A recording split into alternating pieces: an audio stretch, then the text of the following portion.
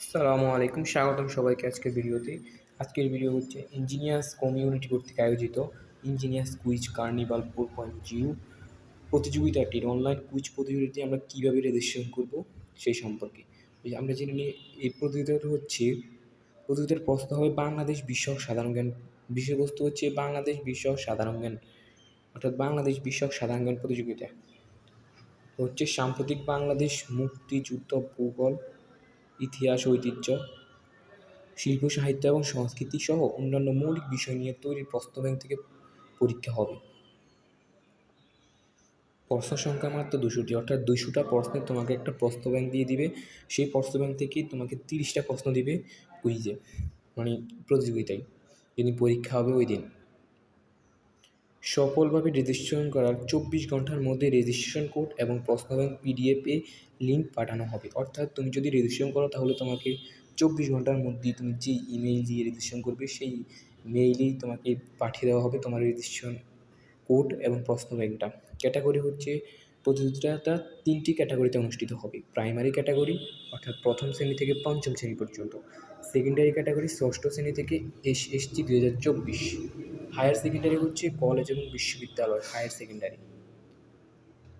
আশা করি বুঝতে পেরেছি এ পর্যন্ত। তারপর হচ্ছে পুরস্কার হচ্ছে প্রতিটি ক্যাটাগরিতে সেরা 10 করে মোট 30 জনকে পুরস্কৃত করা হবে। আর অংশগ্রহণকারী প্রত্যেককেই পাবে সার্টিফিকেট, প্রত্যেককেই পার্টিসিপেট সার্টিফিকেট দেওয়া হবে। পরীক্ষাটি হবে গুগল ফর্মে। তুমি যে মেইল দিয়ে রেজিস্ট্রেশন করবে সেই মেইলে একটা ওই যে পিডিএফ দিবে, প্রশ্ন ব্যাংকের পিডিএফ, ওখানেই তোমাকে রেজিস্ট্রেশন লিঙ্কটাও দিয়ে দিবে। নির্দিষ্ট দিনে তুমি রেজিস্ট্রেশন লিঙ্কে ক্লিক করার সাথে সাথেই তোমাকে পরীক্ষা দেওয়ার জন্য গুগল ফর্মে নিয়ে যাবে। তারপর হচ্ছে প্রশ্ন ব্যাংক থেকেই প্রশ্ন করা হবে, অর্থাৎ যে 200টা প্রশ্ন দেওয়া হবে সেই 200টা প্রশ্ন থেকেই প্রশ্ন করা হবে। 30টা প্রশ্ন করা হবে। 30টা প্রশ্নের জন্য নির্ধারিত সময় 30 মিনিট, অর্থাৎ 30 মিনিটের সময় 30টি মিনিটের মধ্যে 30টা প্রশ্ন উত্তর দিতে হবে। পরীক্ষায় অংশগ্রহণের জন্য রেজিস্ট্রেশন কোড এবং প্রশ্ন ব্যাংক থাকা বাধ্যতামূলক, অর্থাৎ তোমাকে যে ওই মেলে মেসেজ করা হবে ওখানে রেজিস্ট্রেশন কোডটা দিয়ে দেওয়া হবে। পরীক্ষার সময় তোমাকে রেজিস্ট্রেশন কোডটা দিয়ে পরীক্ষায় অংশগ্রহণ করতে হবে। নিবন্ধন ফি হচ্ছে 30 টাকা। 30 টাকা দিয়ে তুমি অংশগ্রহণ করতে পারবে। 30 টাকা দিয়ে তুমি রেজিস্ট্রেশনটা করতে পারবে সেন্ড মানির মাধ্যমে। সেন্ড মানির মাধ্যমে 30 টাকা তুমি পাঠিয়ে রেজিস্ট্রেশন করতে পারবে। রেজিস্ট্রেশন শেষ হবে যে 30 অক্টোবর। 30 অক্টোবরের পরে তোমরা রেজিস্ট্রেশন করতে পারবে না। প্রতিযোগিতা হবে 31 অক্টোবর। রেজিস্ট্রেশন ফি হচ্ছে সেন্ড মানির মাধ্যমে পরিশোধ করতে হবে, অর্থাৎ বিকাশে সেন্ড মানির মাধ্যমে রেজিস্ট্রেশন ফিটা পরিশোধ করতে হবে। যে মোবাইল রিচার্জ করলে রেজিস্ট্রেশন বাতিল বলে গণ্য হবে, অর্থাৎ যদি তুমি মোবাইল রিচার্জ করো তাহলে রেজিস্ট্রেশনটা তোমার হবে না। তুমি অবশ্যই সেন্ড মানি করতে হবে। বিকাশ থেকে, নগদ থেকে বা উপায় থেকে, রকেট থেকে, যে কোনো উপায়ে তোমাকে সেন্ড মানি করতে হবে। 30 টাকা সেন্ড মানি করতে হবে। আমি দেখাচ্ছি কীভাবে রেজিস্ট্রেশন করতে হবে। রেজিস্ট্রেশন করতে তুমি প্রথমে রেজিস্ট্রেশন লিঙ্কে ক্লিক করবে। রেজিস্ট্রেশন লিঙ্কে ক্লিক করার সাথে সাথে আমাকে রেজিস্ট্রেশন লিঙ্কে ক্লিক করার সাথে সাথে আমাকে রেজিস্ট্রেশন ফর্মে নিয়ে এসছে। এই ফর্মটা পূরণ করতে হবে। এই ফর্মটা পূরণ করার পরে রেজিস্ট্রেশন হয়ে যাবে। দেখো প্রথমে হচ্ছে ফুল নেম, পুরো নাম ইন ইংলিশে তোমার পুরো নাম লিখতে হবে ইংরেজি অক্ষরে। ধরো আমি আমার নামে লিখছি, তোমরা তোমার নাম লিখবে। তোমরা তোমার নাম লিখে দিবে। তোমার সম্পূর্ণ নাম বাংলা অক্ষরে লিখো, অর্থাৎ তোমার সম্পূর্ণ নাম বাংলা অক্ষরে লিখবে।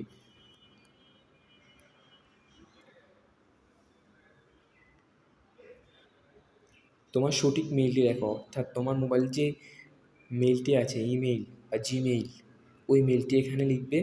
তোমাদের জিমেইলটা এখানে লিখবে। জিমেইলটা অত্যন্ত গুরুত্বপূর্ণ, কেননা এটা স্কিপ করতে পারবে না, কেননা এখানে তোমার প্রশ্ন ব্যাংক দেওয়া হবে, তোমার রেজিস্ট্রেশন নাম্বার দেওয়া হবে। এই রেজিস্ট্রেশন নাম্বার ছাড়া তুমি পরীক্ষায় অংশগ্রহণ করতে পারবে না। তোমার যদি তোমার ইমেইলটা জানা না থাকে তাহলে কীভাবে ইমেইলটা মোবাইল থেকে বের করতে হবে তুমি ভিডিও শেষে দেখো। পরবর্তীতে দেখো তোমার শিক্ষা ইনস্টিটিউশন নেম, অর্থাৎ শিক্ষা প্রতিষ্ঠানের নাম। তুমি যে শিক্ষা প্রতিষ্ঠানে পড়ালেখা করছো তার নাম লিখবে। পরে দেখো ক্লাস, তুমি যে ক্লাসে পড়ো, যে শ্রেণীতে তুমি অধ্যয়নরত সেই শ্রেণীটা লিখবে। তারপর হচ্ছে তোমার মোবাইল নাম্বারটা এখানে লিখবে। সবচেয়ে জরুরি মোবাইল নাম্বার, ইমার্জেন্সি জরুরি প্রয়োজনে মোবাইল নাম্বারটা লিখবে, যে জরুরি প্রয়োজনে যে নাম্বারে যোগাযোগ করা হবে সেই নাম্বারটা এখানে লিখবে। অ্যাড্রেস, ঠিকানা, ঠিকানা লিখবে তোমার হাউস, বাড়ির নাম লিখবে, রোড। ঠিকানার ক্ষেত্রে তোমরা কয়েকটি বিষয় ফলো করবে, কেননা এই ঠিকানায় তোমাদের যদি তোমরা প্রতিযোগিতায় উত্তীর্ণ হও, অর্থাৎ প্রতিযোগিতায় যদি সেরা 30 জনের মধ্যে থাকো, তাহলে এখানে পার্সেলটা ডেলিভারি করা হবে, অর্থাৎ পুরস্কারগুলো ডেলিভারির মাধ্যমে পাঠানো হবে। অর্থাৎ প্রথমে হাউস দেখো, তোমার বাড়ির নাম লিখতে হবে, বাড়ির নাম লিখবে, রোড রাস্তার নাম লিখবে, এরিয়া এলাকার নাম লিখবে, থানা থানার নাম লিখবে, ডিস্ট্রিক্ট অর্থাৎ জেলার নাম লিখবে, ডিভিশন অর্থাৎ বিভাগের নাম লিখবে। অর্থাৎ এখানে তোমার বাড়ির নাম লিখতে হবে, রাস্তার নাম লিখতে হবে, এরিয়া অর্থাৎ এলাকার নাম লিখতে হবে, থানার নাম লিখতে হবে, ডিস্ট্রিক্ট অর্থাৎ জেলার নাম লিখতে হবে, ডিভিশন অর্থাৎ বিভাগের নাম লিখতে হবে। এর পরবর্তী দেখো, আমি এগুলো পূরণ করেই দিই।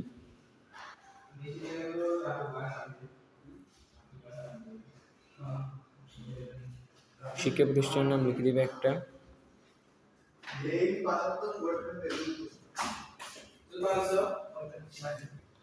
মোবাইল নাম্বারটাও লিখে দিচ্ছি। দেখো একটা মোবাইল নাম্বার লিখে দিচ্ছি, মোবাইল নাম্বারটা ইউনিক একটা মোবাইল নাম্বার লিখে ইউনিক একটা মোবাইল নাম্বার লিখে দিচ্ছি, 01, 11টা নাম্বার হলে হবে।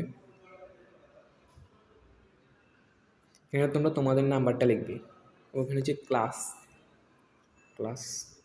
মোবাইল নাম্বার এখানে লিখতে হবে, মোবাইল নাম্বারটা এখানে লিখে দিবে।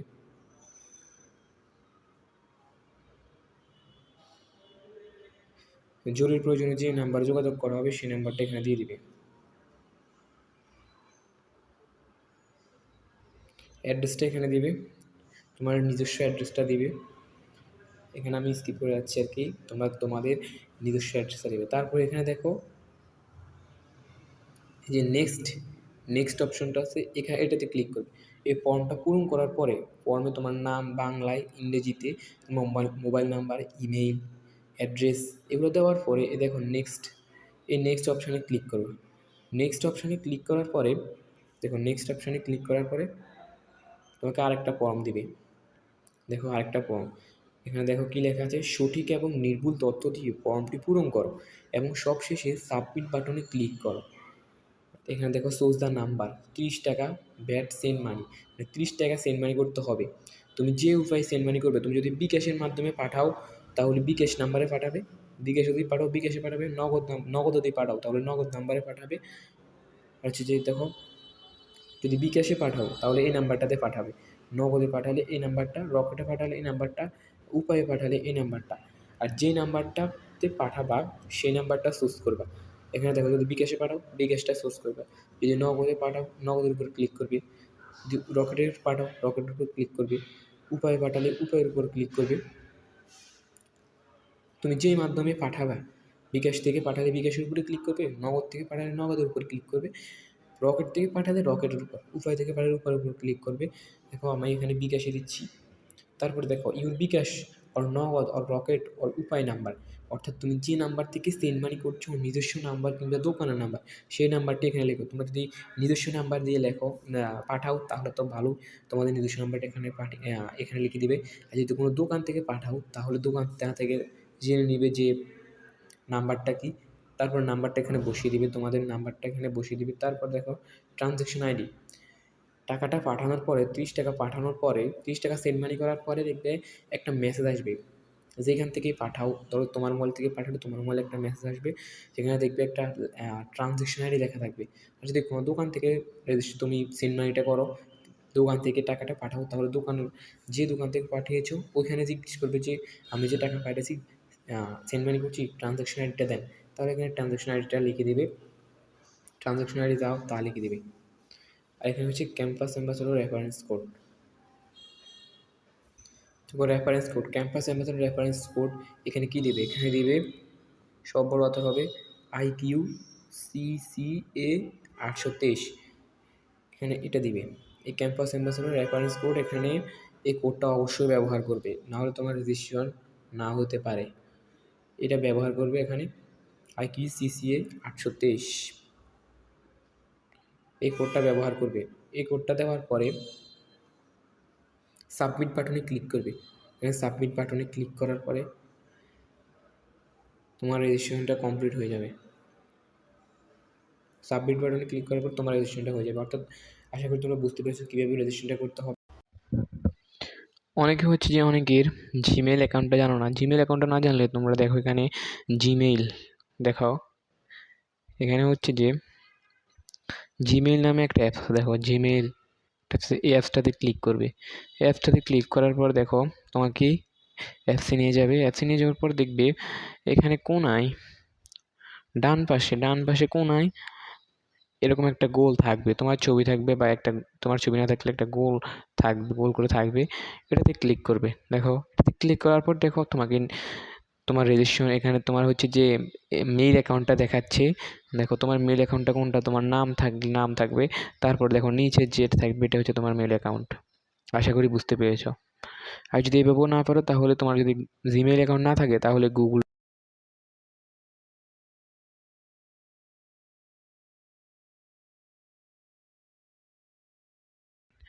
নিচে যেটা আছে এটাই যে তোমার ইমেল অ্যাকাউন্ট বা জিমেইল অ্যাকাউন্ট।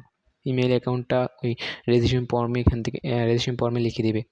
ইমেলটা অত্যন্ত গুরুত্বপূর্ণ, কেননা তোমাকে যে তুমি রেজিস্ট্রেশন করেছো তোমাকে যে প্রস্ত ব্যাংক দেওয়া হবে, রেজিস্ট্রেশন কোড দেওয়া হবে, তোমার এক্সাম লিঙ্ক দেওয়া হবে, এই ইমেইলে দেওয়া হবে। আশা করি তোমরা বুঝতে পেরেছো। কমেন্টে রেজিস্ট্রেশন লিঙ্কটা দেওয়া হবে, যারা রেজিস্ট্রেশন করবে তারা কমেন্টে রেজিস্ট্রেশন লিঙ্কে ক্লিক করে রেজিস্ট্রেশনটা করে ফেলতে পারো।